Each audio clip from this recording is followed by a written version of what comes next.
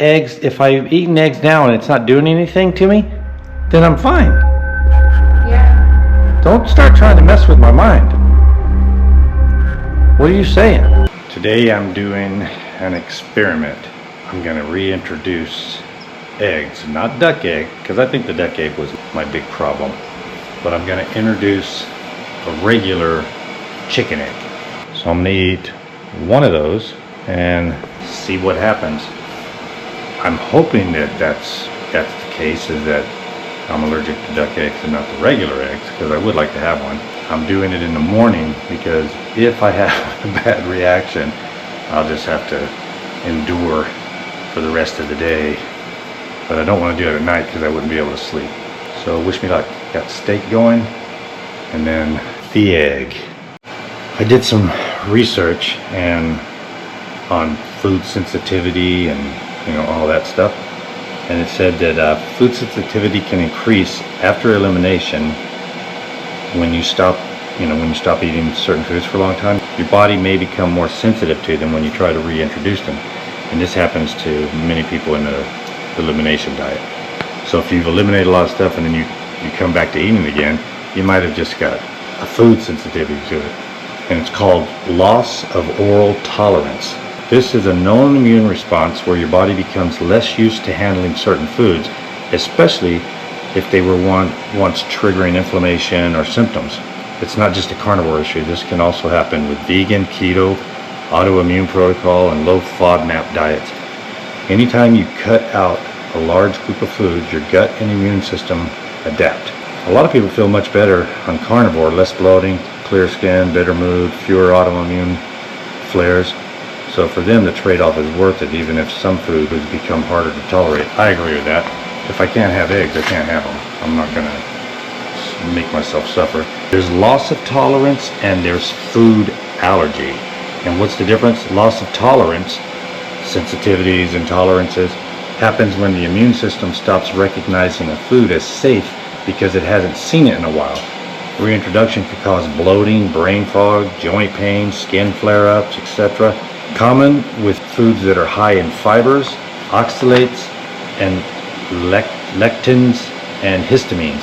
This can happen after any restrictive diet, not just carnivore. Food allergy, which is a true allergy, involves an IgE antibody response. That's a more severe immune reaction, and it can cause hives, throat swelling, anaphylaxis, whatever that is, and even be life-threatening.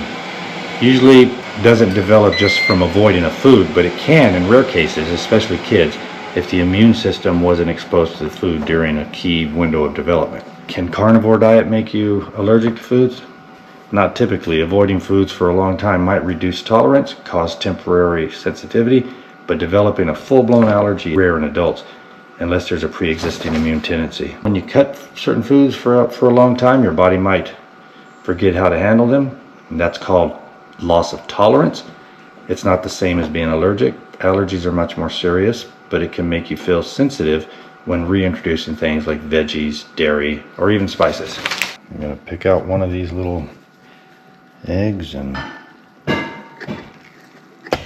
give it a go. Wish me luck. I cooked it. It's a little runny, but I usually like it runnier. But I chose to have it a little bit more robust. First, let me see if I have an aversion right away. Tastes like egg. Okay. All right, goosebumps. The last time I tried, remember I took a little piece just to see, and I was like, no. All right, so it tastes like egg to me. It tastes really good. Not repulsive. Not repulsive.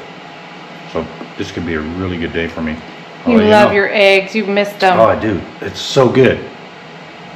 It really is. Good. It's so good. That's how it's been when you've been having me taste. Do you see the goosebumps?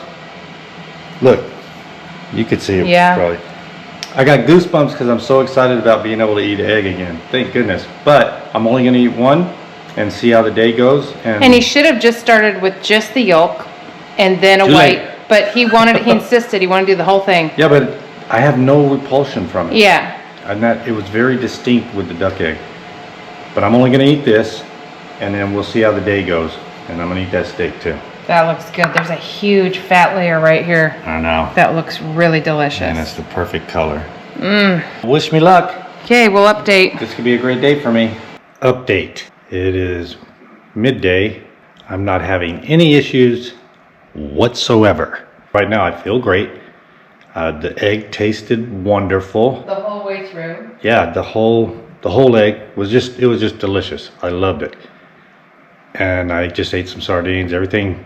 I hope my stomach feeling good, haven't blown my butt out, nothing like that. So I'm really excited about that.